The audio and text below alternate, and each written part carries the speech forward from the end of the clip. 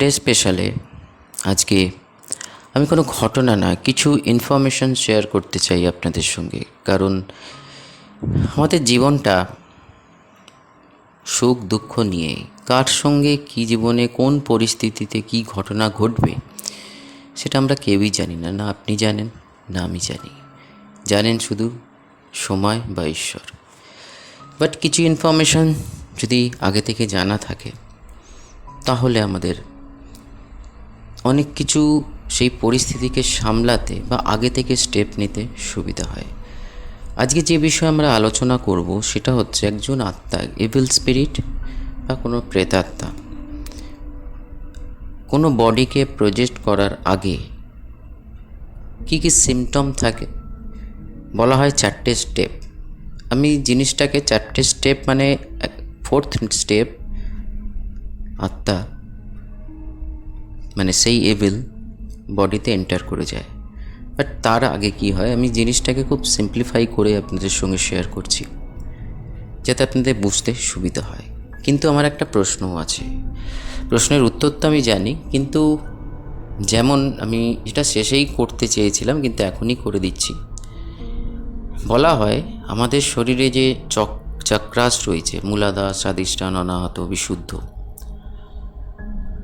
যখন আমাদের মৃত্যু হয় কোনো চক্রের মাধ্যমে আত্মা প্রাণশক্তি শরীর ত্যাগ করে শরীর থেকে বেরিয়ে যায়।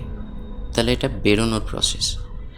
তাহলে এটার ঠিক বিপরীত, কোনো আত্মা যখন কোনো শরীরকে প্রজেক্ট করছে, ঢুকছে বসবাস করার জন্যে হোক বা কোনো রিভেঞ্জ নেওয়ার জন্যে হোক বা কোনো ইনফরমেশন দেওয়ার জন্যে হোক, তাহলে সে কোন চক্রার মাধ্যমে প্রবেশ করে?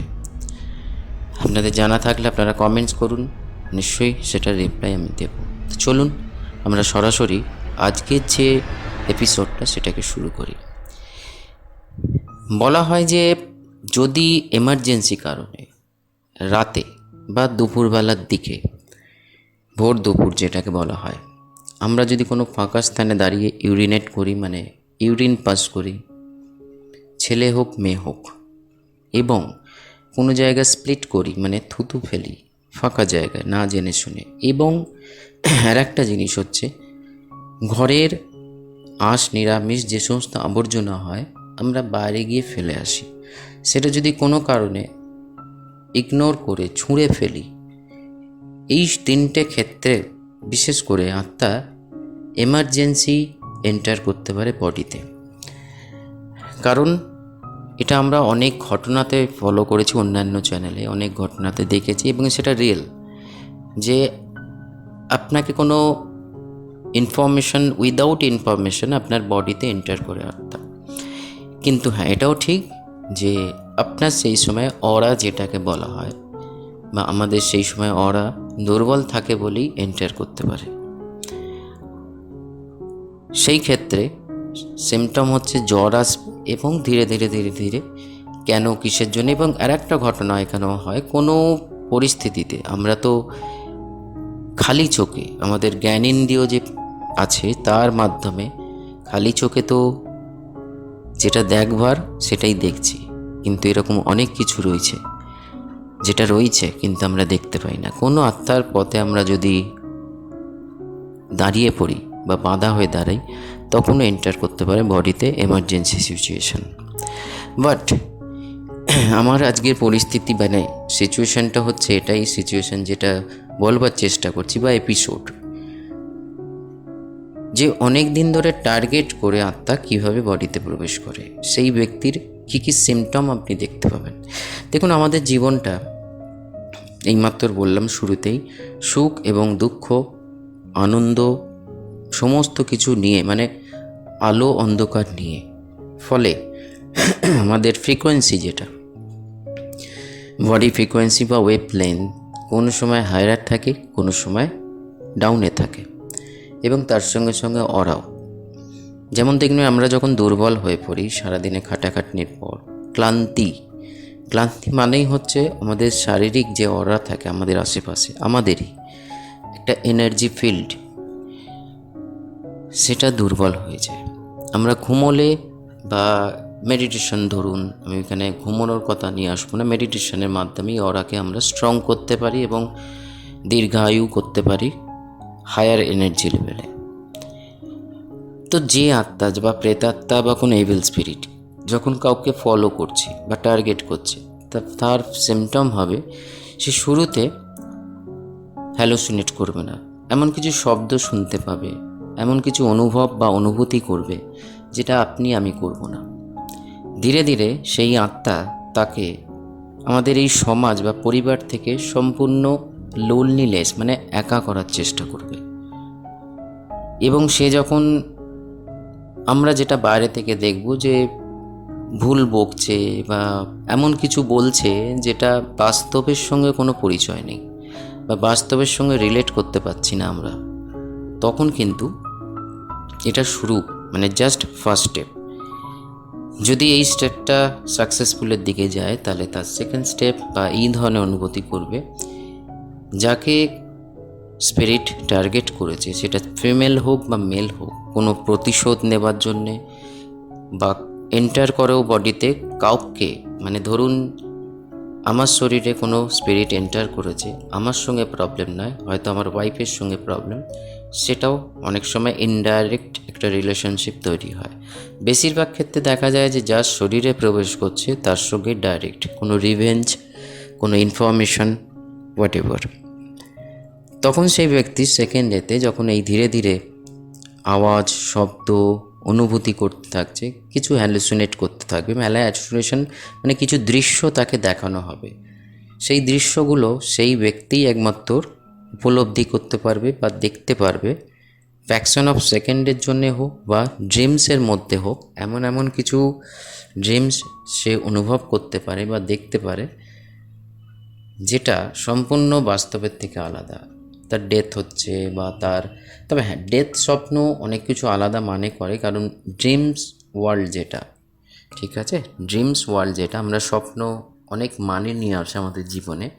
যেমন মৃত্যু যেটা বললাম, এই যদি কোনো ব্যক্তি তার মৃত্যুকে দেখে, এটাও বলতে পারেন যে কিছু মেজর ট্রান্সফরমেশন হতে চলেছে তার জীবনে, মানে একটা অধ্যায় শেষ হয়ে এমন কিছু অধ্যায় শুরু হতে চলেছে যেটা সম্পূর্ণ আলাদা সেই ব্যক্তির জীবনে।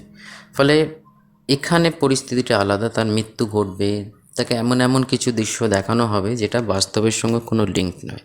ফলে সে যখন ধীরে ধীরে আমাদের সঙ্গে শেয়ার করতে চাইবে, আমরা বিশ্বাস করব না। এরপরে কারণ হচ্ছে আত্মা আমাদের চারিপাশ থেকে যেই সদস্য আমাদের ফ্যামিলি মেম্বারকে সম্পূর্ণ একদম আলাদা করার চেষ্টা করছে, তাকে কিছু দেখিয়ে হোক, শুনিয়ে হোক, বুঝিয়ে হোক।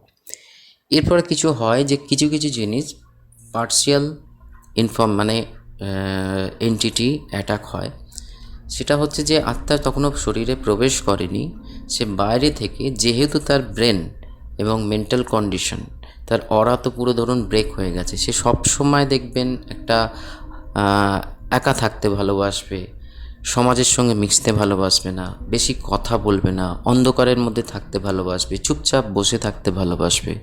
এই ধরনের যখনই সিমটম দেখছেন, তার মানে 50% কাজ কি 70% কাজ যে স্পিরিট টার্গেট করছে তাকে কমপ্লিট। এবার জাস্ট প্রস্তুতি হচ্ছে এন্টার টু বডি। তো এই পরিস্থিতিতে বাইরের থেকেও আত্মা সম্পূর্ণরূপে তার মাধ্যমে কিছু এমন জিনিস ঘটাতেও পারে বা ক্রিয়েট করতে পারে যেটা অস্বাভাবিক, ঠিক আছে। অ্যান্ড লাস্ট স্টেজ হচ্ছে এন্টার টু দ্য বডি, সে শরীরে প্রবেশ করবে। কিন্তু সেখানেই আমার প্রশ্ন, উত্তর জানি আমি, কিন্তু আপনাদের শেয়ার করতে বলছি যে কোথা থেকে প্রবেশ করে, কোন চক্রার মাধ্যমে প্রবেশ করে বা অন্য কিছুর মাধ্যমে। শরীরে যে একটা শরীরে আত্মা রয়েছে অলরেডি, তার প্রেজেন্ট মোমেন্টে এই বডিটা ইউনিভার্স আমাকে দিয়েছে, কিন্তু এই বডিতে আমি যে মালিক, সাপোজ কিছুক্ষণের জন্য মালিকই ধরে নিলাম, আমি এই বডির মালিক, তাকে ডিপ্রেস করে কোনো এভিল স্পিরিট ভেতরে যাচ্ছে। এবং অলওয়েজ এই ভেতরে যাওয়ার সময় যদি আগে থেকে এই সমস্ত মানে যেগুলো বললাম ইনফরমেশনগুলো সেগুলো হয়, তাহলে এন্টার যে স্পিরিট, যার আসল বডি সে বেশি প্রোটেকশন করতে পারবে না, কারণ আগে থেকেই সে তার নিয়ন্ত্রণে রয়েছে। কারণ এটা একটা বিশাল বড় যুদ্ধ, সত্য এবং মানে আলো এবং অন্ধকারের একটা বড় লড়াই। মানে আমার শরীরে আমি যদি অন্য কোনো এন্টিটির মানে ঢুকে আসে, সে বসবাস করতে চায় এবং আমার এই শরীরের মাধ্যমে তার যে ইচ্ছা, আকাঙ্ক্ষা, লোভ, হিংসা, হোয়াট এভার সেটাকে সম্পূর্ণ করতে চায়, তাহলে একটা বড় কনফ্লিক্ট হয় শরীরের মধ্যে। এবং এই কনফ্লিক্টের সঙ্গেই কিন্তু এই ব্যথা, বেদনা ইত্যাদি হয়। কারণ আসল যে বডির আত্মা, যে মালিক, যে সোল, সে অলওয়েজ চাইবে আর একজনকে বার করতে, যে জোর জবরদস্তি ঢুকে এসছে। কিন্তু সে বডি যখন পেয়ে গেছে, যেতে চাইবে না। সেই জন্যই দেখবেন কোনো আত্মা যখন বডি পেয়ে যায় হঠাৎ করে, বিশেষ করে এভিল স্পিরিট, তারা চট করে বডি ছেড়ে যেতে চায় না। তারা বিভিন্ন রকম তার সামনে যে আসছে তাকে শরীর থেকে আলাদা করতে অলওয়েজ কিছু না কিছু, যদি সামনে যে দাঁড়িয়ে আছে, যে তাকে আউট করতে চাইছে বডি থেকে, তার শক্তি যদি ডাউনে থাকে, তাহলে তারও প্রতি এফেক্ট আসতে পারে, যেটা আমরা বিভিন্ন ঘটনা পরিস্থিতিতে দেখতে পারি। যে অনেকে ফিল করে যে এই আত্মার সঙ্গে আমি লড়তে পারবো না, কারণ আমার এত জ্ঞান, বিদ্যা, বুদ্ধি বা এনার্জি লেভেল হাই নয়। ফলে তারা তার গুরু হোক বা অন্য কোনো পজিটিভ এনার্জিকে তারা নিয়ে আসে সেই আত্মার সঙ্গে লড়বার জন্যে। তো আজকের এই জন্যে ইনফরমেশনটা শেয়ার করলাম ফ্রেন্ডস বা বন্ধুরা। আমাদের জীবনে কখন কি ঘটে যায় আমরা কেউ জানি না। যদি কিছু ইনফরমেশন ব্রেনে বা নিজের কাছে স্টোর থাকে, তাহলে পরিবারের কোনো সদস্যের সঙ্গে কিছু হওয়ার আগে আমরা জিনিসটাকে উপলব্ধি করতে পারবো এবং সেই অনুযায়ী আমরা স্টেপ নিতে পারবো প্রথম পদক্ষেপ থেকেই, মানে পরিস্থিতির জন্ম থেকে।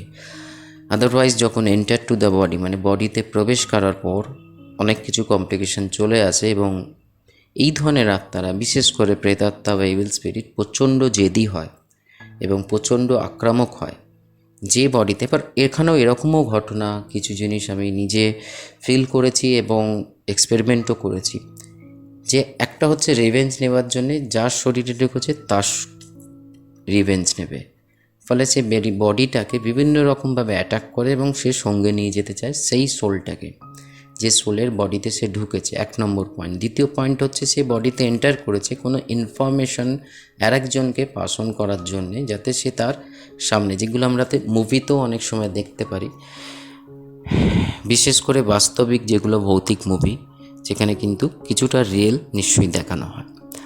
আর একটা হয় যে কোনো এভিল স্পিরিট নয়, এমনি স্পিরিট শরীরের মধ্যে প্রবেশ করে কোনো ইনফরমেশনকে, যেটা আমরা বলতে পারি কোনো প্ল্যানচেটের মাধ্যমে বা যে মিডিয়াম হয় তার শরীরে প্রবেশ করে। তাকে যে প্রশ্নগুলো করা হচ্ছে সেটা সম্পূর্ণ আলাদা সাবজেক্ট, কেন, কিসের জন্য, ইত্যাদি ইত্যাদি সমস্ত কিছু। কিন্তু আজকে আমরা যেটা ডিসকাস করছি সেটা এভিল স্পিরিট অ্যাটাক কেন হয় আর কিভাবে হয়। তো এটাই ইনফরমেশন। তবে আপনাদের কাছে শেষ যে প্রশ্নটা এটাই, শরীরের মৃত্যু যখন হচ্ছে, মানে একটা আত্মা তার শরীর ছেড়ে যখন এক্সপায়ারি ডেট চলে এসছে, শরীর ত্যাগ করতেই হবে, সেখানে বেশিরভাগ সাধারণ মানুষের মূলাধার চক্র থেকে আত্মা নিগ্রত হয়। কোনো উন্নত যারা মেডিটেশন ঠিক মতন করে, দীক্ষামন্ত্র জপ করে, বা যারা হায়ার এনার্জি হিউম্যান, তাদের উপর থেকে রিলিজ হয়।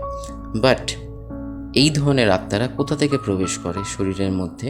তবে এখানে আর একটা জিনিস বলে রাখি, আমাদের যে 5 এলিমেন্টস রয়েছে, আত্মা যাকে, স্পিরিট যাকে টার্গেট করছে, তার 5 এলিমেন্টসের মধ্যে আকাশ তত্ত্ব যেটাকে বলা হয় সেটা কিন্তু বিগড়ে রয়েছে এবং তার সঙ্গে সঙ্গে জলতত্ত্বও বিগড়ে রয়েছে। এটা কিন্তু সায়েন্টিফিক্যালি প্রুভেন, এটা আমার মন গড়া কাহিনী নয়, যেটা আপনি যারা এই ধরনের নিয়ে চিকিৎসা করে, কারণ দেখুন আমার স্টাডি অনেকগুলো সাবজেক্টের ওপর, ফলে আপনাকে টোটাল একটা কমপ্লিট ইনফরমেশন আমি শেয়ার করতে পারছি। যে আমাদের 5 এলিমেন্টস আছে, যে আগুন, পৃথিবী, তারপর হচ্ছে জল, আকাশ, ঠিক আছে? তো এটা আমাদের শরীরের মধ্যেও আছে। এই সব 5খানার যদি ইমব্যালেন্স তৈরি হয় বডিতে, তাহলেও কোনো এন্টিটি আমাদের শরীর দখল করতে পারে। কারণ এই আশেপাশে আমাদের সারাউন্ডিং প্রচুর এরকম বিক্ষিপ্ত আত্মা ঘুরে বেড়াচ্ছে, যারা একটা এনার্জি এবং একটা বডির তালাশ করেই যাচ্ছে। সেই ক্ষেত্রে হসপিটাল হচ্ছে একটা মারাত্মক জায়গা, মর্গ হচ্ছে একটা মারাত্মক জায়গা। এবং আমাদের হিন্দু ধর্মে সেই জন্যই বলে, দেখবেন যে মৃতদেরই যখন বডি ডেথ হয়ে যাচ্ছে কেউ না কেউ স্পর্শ করে রাখতে। এবং আমাদের এই সনাতন ধর্মে দুটো আঙুলকে বেঁধে দেওয়া হয় পায়ের, যাতে আত্মা কোনো রকমভাবে প্রবেশ না করতে পারে, এন্টার মানে অন্য কোনো ইভিল বা কোনো প্রেতাত্মা শরীরে যেন প্রবেশ না করতে পারে। বাকি এপিসোডটা আপনাদের কেমন লাগলো নিশ্চয়ই জানান। এই ধরনের এপিসোড যদি আপনারা চান নিশ্চয়ই কমেন্টস করুন। ঘটনা তো নিশ্চয়ই শেয়ার করব, যেরম ঘটনা আমার কাছে আসছে বা আমার যা উপলব্ধি ঘটনার সম্পর্কে সেটা আমি নিশ্চয়ই শেয়ার করব, কিন্তু মাঝে মাঝে আমি ইনফরমেশনও শেয়ার করব, যাতে আপনাদের এন্টারটেনমেন্টের সঙ্গে সঙ্গে নলেজটা গ্রো করে যে পরিস্থিতি এলে কীভাবে প্রোটেকশন নেওয়া যায়। ভালো থাকুন, সুস্থ থাকুন। কোনো অসুবিধা হলে যদি মনে করেন উপযুক্ত, ফোন করতে পারেন বা হোয়াটসঅ্যাপ করতে পারেন।